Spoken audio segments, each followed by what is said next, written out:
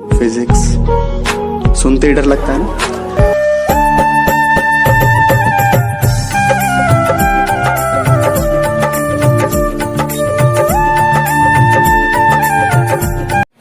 नमस्ते छात्रों, आज हम कक्षा 11 विषय भौतिक विज्ञान में आपका जो रनिंग चैप्टर है परसेंटेज एरर यानी प्रतिशत त्रुटि, इसमें आज एक इम्पोर्टेंट डेरिवेशन को देखेंगे। ये बहुत ज्यादा मोस्ट है और इसको बहुत ध्यान से समझें।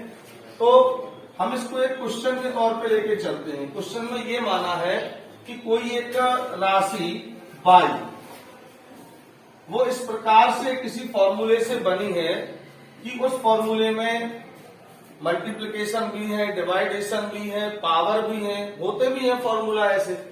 तो ये इस प्रकार से डिपेंड है, जैसे a की पावर आप मान लो स्मॉल x, b की पावर स्मॉल y बटे c की पावर स्मॉल z, इस तरीके से डिपेंड है ये। तो हमें इस ऐसे फॉर्मूले वाले राशियों में होने वाली प्रतिशत त्रुटि की गणना करनी है। किस तरीके से करनी है? अगर हम इसको ऑर्डिनरी मेथड से काउंट कर रहे हैं तो ये बहुत लॉन्ग हो जाता है और वो जनरली समझ में भी नहीं आता हमारे। तो इसके लिए हम बहुत सिंपल तरीके से इसको हल करें। तो सबसे पहले तो क्या करें, क्वेश्चन लिखेंगे। माना कोई राशि y निम्न प्रकार से इस सूत्र पर निर्भर करती है, y में होने वाली कुल प्रतिशत त्रुटि की गणना कीजिए। अब हम देखते हैं इसका सॉल्यूशन। तो सॉल्यूशन में सबसे पहले इस इक्वेशन को लिखें, y is equal to a to the power x b to the power y upon c to the power z। Taking log on both side, हम दोनों पक्षों का लॉग ले लें। लॉग जब लेंगे दोनों पक्षों का तो इस तरफ हो जाएगा आपका लॉग y, कैपिटल Y, ठीक है ना, बराबर। अब हम इस तरफ का लॉग लें तो लॉग a की पावर x b की पावर y बटे c की पावर z।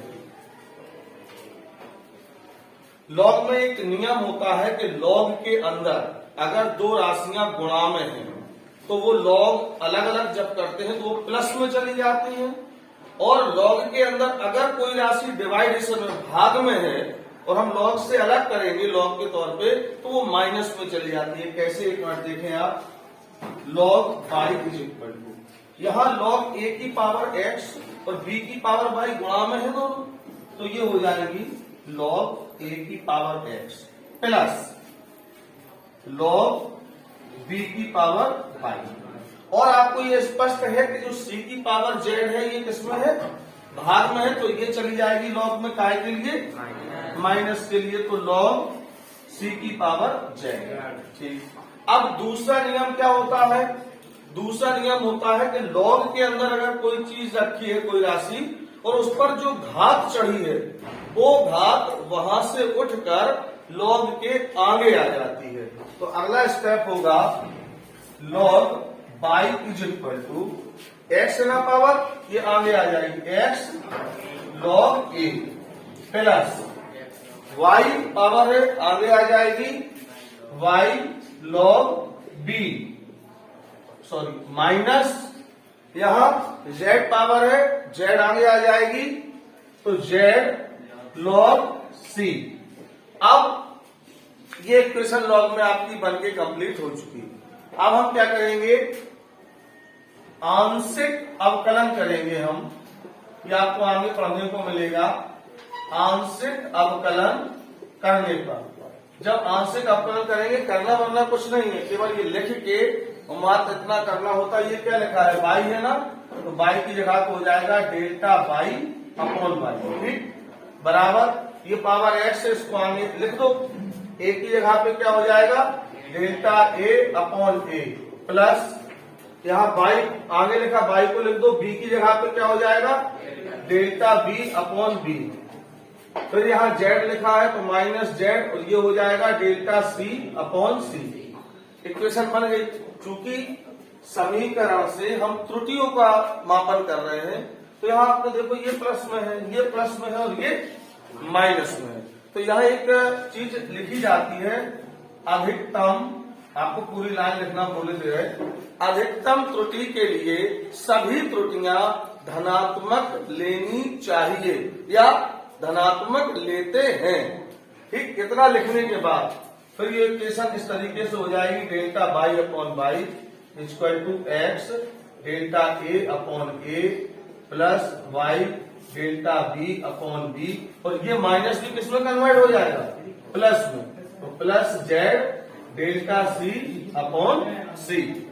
अब ये त्रुटि को जब हम परसेंट में काउंट करेंगे तो कुछ नहीं करना, आपको delta y upon by into 100 percent में कन्वर्ट हो गई, तो यहाँ 100 का गुणा हर स्टेप में हो जाएगा। तो x delta a upon a into 100 plus y delta b upon b into 100 और plus z delta c upon c into 100, last में लगा देंगे परसेंटेज। इसका ये मतलब हुआ कि अगर कोई राशि किसी सूत्र पर निर्भर करती है, सूत्र में वो चाहे गुणा में हो चाहे वो भाग में हो, तो सारी त्रुटियों को अलग अलग निकाल के जोड़ना पड़ता है, और जो उनकी पावर होती है वो पावर में न रह के पावर उठ के आगे किसमें आ जाती है, गुणा में। यानी सूत्र में जो घात होती है त्रुटि में वो गुणा में जाएगी। ऐसा नहीं करना है कि 2 की पावर 3 चढ़ी तो आपने 2 दूनी 4 दूनी 8 कर दिया, नहीं, 3 किसमें जाएगा, गुणा में, और किसमें, त्रुटि वाले डेरिवेशन में। ठीक है ना। तो छात्रों अब हम देखते हैं एक न्यूमेरिकल क्वेश्चन, प्रतिशत त्रुटि से संबंधित इंपॉर्टेंट भी है। तो पहले हम क्वेश्चन लिखेंगे। क्वेश्चन हमारा है, एक छात्र के द्वारा द्रव्यमान के मापन में 3% की त्रुटि हुई और वेग के मापन में 5% की त्रुटि हुई, तो उसके द्वारा गतिज ऊर्जा के मापन में और संवेग के मापन में कितने परसेंट की त्रुटि होगी। ठीक है, तो क्वेश्चन हमारा क्या कह रहा कि एक छात्र ने जब द्रव्यमान नापा तो उसने कितने परसेंट, 3% की, और जब वेग उसने मापा तो उसने 5% की त्रुटि की। तो इन्होंने ये पूछा है कि गतिज ऊर्जा में और संवेग के मापन में कितने परसेंट की त्रुटि होगी। तो सबसे पहले हम काउंट करते हैं गतिज ऊर्जा। प्रॉपर तरीका यही होता है सवालों को लगाने का। तो गतिज ऊर्जा का पहले लिखेंगे हम formula, K is equal to half mv², सबको मालूम है। अब ये है फॉर्मूला और हमको निकालना है त्रुटि। तो इस फॉर्मूले को जो डेरिवेशन अभी हमने किया है उसके अकॉर्डिंग करेंगे चेंज। परसेंट में चाहिए ना त्रुटि, तो delta K upon K into 100 आ गया।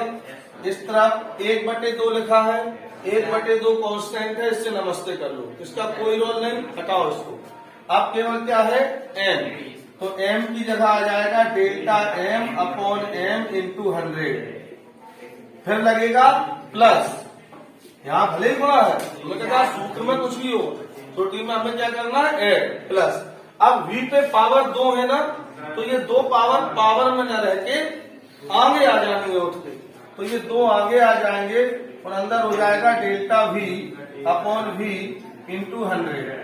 अब देखो जरा, ये पूरा परसेंट कहलाता है और इन्होंने सीधा परसेंट दे दिया, तो इसका मतलब इन्होंने इस पूरे का मान कितना दिया हमें, 3%। तो यहां रखेंगे 3 प्लस ये 2 है, 2 डेल्टा v अपॉन v, यानी वेग में कितने परसेंट की गलती है, तो इन्होंने सीधा कितना दे रखा, 5।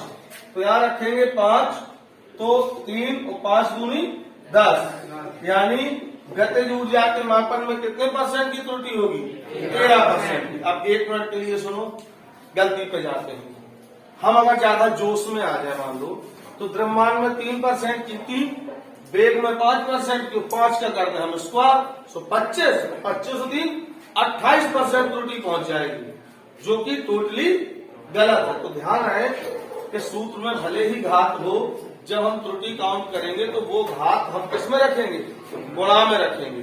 अच्छा, अब देखते हैं संवेग के मापन में। तो संवेग के मापन में संवेग P बराबर क्या होता है, m इंटू वी। फॉर्मूले को उसी तरीके से फिर ओपन करेंगे, delta P upon P into 100 बराबर m के प्लेस पे delta m upon m into 100 plus delta V upon V into 100। तो ये ब्रैकेट में बंद करके लिखे करें जिससे गलती ना हो। द्रव्यमान की परसेंटेज 3, वेग की परसेंटेज 5, टोटल 8%। क्लियर है ना? ठीक, आज के लिए इतना ही। Thank you.